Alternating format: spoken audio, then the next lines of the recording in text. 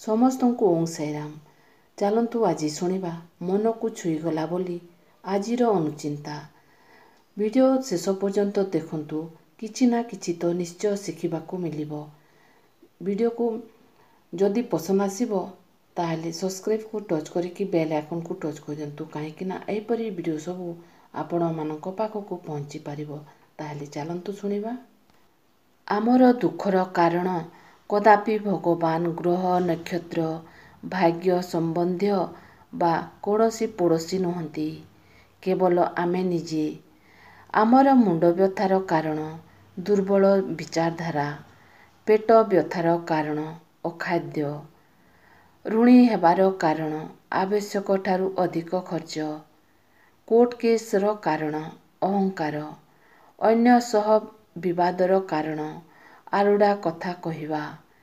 ସମସ୍ତ ଦୁଃଖର କାରଣ ନିଜର ମୂର୍ଖାମି ଏବଂ ଦୁର୍ବଳ ବିଚାରଧାରା।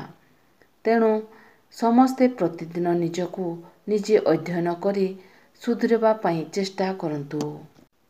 ଅଧିକାଂଶ ଲୋକମାନେ ଗରିବ ଲୋକଙ୍କ ସହ ଖରାପ ବ୍ୟବହାର କରନ୍ତି। ସେମାନେ ବହୁତ ବଡ଼ ବୋଲି ଭାବିଥାନ୍ତି, କିନ୍ତୁ ଗୋଟିଏ କଥା ଭୁଲି ଯାଇଛନ୍ତି, ସମୟ କେବେ ମଧ୍ୟ ଗୋଟିଏ ପାଖରେ ରହିନଥାଏ, ତାହା ପରିବର୍ତ୍ତନ ହୋଇଯାଇଥାଏ। ସେହିଭଳି ଆମ ଜୀବନରେ ମଧ୍ୟ ପରିବର୍ତ୍ତନ ଆସିଥାଏ। ତେଣୁ କେବେ ବି ନିଜକୁ ବଡ଼ ଭାବ ନାହିଁ, କାଲି କ'ଣ ହେବ କେଜାଣି। ଆଜିର ମଣିଷର ଚିନ୍ତାଧାରା ଏମିତି ହୋଇଯାଇଛି, ନିଜ ଉପରେ ବିପଦ ପଡ଼ିଲେ କହିବେ, ହେ ଭଗବାନ, ମୋତେ କାହିଁକି ଏତେ କଷ୍ଟ ଦେଉଛ? ଆଉ ଅନ୍ୟ ଉପରେ ବିପଦ ପଡ଼ିଲେ କହିବେ, ଏ ହେଉଛି କର୍ମର ଫଳ। ଯିଏ ଚାକିରି କରୁଛି ଭାବୁଛି ବେପାର ଭଲ, ଯିଏ ବେପାର କରୁଛି ଭାବୁଛି ଚାକିରି ଭଲ, ଯିଏ ଘରେ ରହୁଛି ଭାବୁଛି ବାହାରେ ଭଲ, ଯିଏ ଗାଁରେ ରହୁଛି ଭାବୁଛି ସହର ଭଲ, ସେମିତି ଯିଏ ସହରରେ ରହୁଛି ଭାବୁଛି ଗାଁ ଭଲ, ଯିଏ ନିଜ ଦେଶରେ ରହୁଛି ଭାବୁଛି ବିଦେଶ ଭଲ, ଯିଏ ବିଦେଶରେ ରହୁଛି ଭାବୁଛି ନିଜ ଦେଶ ଭଲ, ଯାହାର ଗୋଟିଏ ପିଲା ଅଛି ଭାବୁଛି ଦୁଇଟା ପିଲା ଭଲ, ଯାହାର ଦୁଇଟା ଅଛି ଭାବୁଛି ଗୋଟିଏ ଭଲ, ଯାହାର ପୁଅଟିଏ ଅଛି ଭାବୁଛି ଝିଅଟିଏ ଭଲ, ଯାହାର ଝିଅଟିଏ ଅଛି ଭାବୁଛି ପୁଅ ଭଲ, ଯାହାର ମୋଟେ ନାହିଁ ଭାବୁଛି ଯାହା ହେଲେ ଭଲ, ପରିବାରରେ ଏକାଠି ରହୁଥିବା ଭାବୁଛି ଅଲଗା ଅଲଗା ରହିଲେ ଭଲ, ଅଲଗା ରହୁଥିବା ଭାବୁଛି ଏକାଠି ରହିବା ଭଲ। ଏମିତି କେତେ କ'ଣ। ତେବେ ଠିକ୍ଟା କ'ଣ?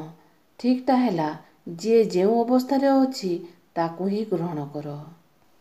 ବର୍ତ୍ତମାନର ଦୁନିଆରେ ଯିଏ ଯେତେ ମିଛ କହିବ, ଯିଏ ଯେତେ ଛଳନା କରିବ ଏବଂ ମନରେ କପଟ ଥାଇ ଯିଏ ଯେତେ ଭଲ ଅଭିନୟ କରିପାରିବ, ସେ ହିଁ ସେତେ ଅଧିକ ଭଲ ପାଇବା ଓ ପ୍ରଶଂସା ସାଉଁଟି ପାରିବ। ଯିଏ ସବୁବେଳେ ସତ କହିବ ଓ ଅନ୍ୟକୁ ସତ୍ମାର୍ଗରେ ଚାଲିବା ପାଇଁ ଉପଦେଶ ଦେବ ଏବଂ ହୃଦୟରେ ଭଲ ଚିନ୍ତା କରି ଉପରକୁ ରାଗୁଥିବା ଏବଂ ନିଜର ଭାବି ଭଲ କଥା କହୁଥିବା ସେ ମଣିଷକୁ ଖାଲି ନିନ୍ଦା, ଅପମାନ ଏବଂ ଘୃଣା ହିଁ ମିଳିଥାଏ। ଯିଏ ଗର୍ଭବତୀ ଅଛି, ଡକ୍ଟରଙ୍କ ପରାମର୍ଶ ନେବା ନିହାତି ଜରୁରୀ। ଡକ୍ଟରଙ୍କ ପରାମର୍ଶ ନ ନେଇ କିଛି ଖାଦ୍ୟ ବି ଖାଇବା ଉଚିତ ନୁହେଁ।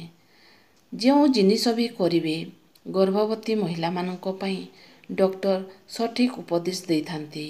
ସେଥିପାଇଁ ଯେଉଁ ଖାଦ୍ୟ ବା ଯେଉଁ କାମ ବି କରିବେ, ଡକ୍ଟରକୁ ପଚାରିକି କରିବା ନିହାତି ଦରକାର।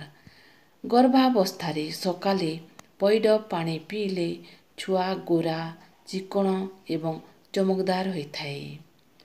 ପ୍ରତିଦିନ ଗୋଟିଏ କମଳା ଖାଇବା ଦ୍ୱାରା ଛୁଆ ଗୋରା ହୋଇଥାଏ। ସକାଳେ ପାଣିରେ ଲୁଣ ମିଶାଇ ପିଇଲେ ରକ୍ତ କମି ନଥାଏ। କଞ୍ଚା ନଡ଼ିଆ ଏବଂ ଦହି ଖାଇଲେ ଛୁଆର ଚୁଟି ଏବଂ ଆଖି ଖୁବ୍ ସୁନ୍ଦର ହୋଇଥାଏ।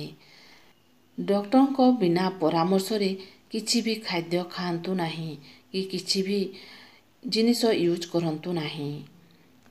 ସୂର୍ଯ୍ୟଙ୍କ ପୂଜାରେ କେବେ ଧଳା ଫୁଲ ବ୍ୟବହାର ନ କରି ନାଲି ଫୁଲ ବ୍ୟବହାର କରିବା ଉଚିତ। ମହାଦେବଙ୍କ ପୂଜାରେ ହଳଦିଆ ଫୁଲ ଏବଂ ଧୁତୁରା ଫୁଲ ପୂଜା କରିବା ଉଚିତ।